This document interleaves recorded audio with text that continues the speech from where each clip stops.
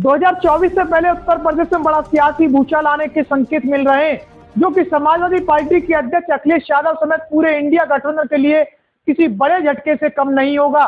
बात करें तो राज्यसभा में दिल्ली सेवा बिल पर बहस हुई, जिसमें पक्ष विपक्ष के बीच जोरदार बहस देखने को मिली।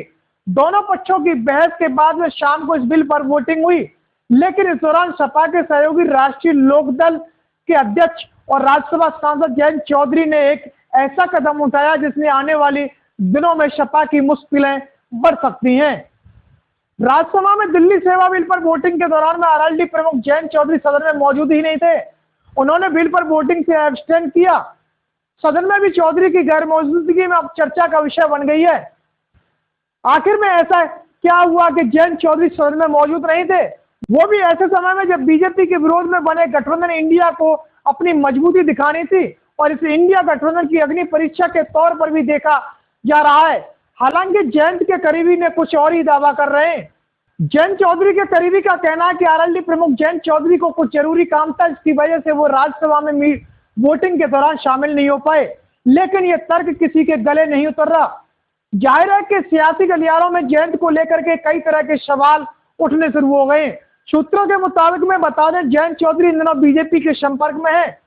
जयंत ने यूपी में 5 लोकसभा सीटों की मांग की है। हालांकि बीजेपी उन्हें 3 सीटें देने को तैयार है और बस इसी बात पर पेच फंसा हुआ है। बीजेपी पिछले काफी समय से जयंत को अपने पाले में लाने की पूरी कोशिश में जुटी हुई है। बीजेपी का मानना है कि अगर जयंत एनडीए में जाते हैं तो जाट मतदाताओं की मदद से पश्चिम यूपी में भी क्लीन स्वीप की जा सकती है। जयंत चौधरी अगर एनडीए में शामिल हो जाते हैं तो समाजवादी पार्टी के लिए किसी बड़े झटके से कम नहीं होगा। ऐसे में बात करें तो यूपी में बीजेपी के खिलाफ इंडिया गठबंधन की लड़ाई और कमजोर हो जाएगी। जयंत चौधरी इंडिया गठबंधन की पहली बैठक में भी शामिल नहीं हुए, तभी से उनके बीच में तभी से उनके बीजेपी के संपर्क में होने के कयास भी अब तेज हो गए हैं। हालांकि कर्नाटक में हुई दूसरी बैठक में वो जरूर पहुंचे थे, लेकिन अब राज्यसभा में जिस तरह से वोटिंग से दूर रहे, अपने विपक्षी खेमे में हलचल जरूर मचा दी है। इस खबर को देखने के बाद क्या है आपकी राय, नीचे दिए गए कमेंट बॉक्स में दीजिए अपनी राय।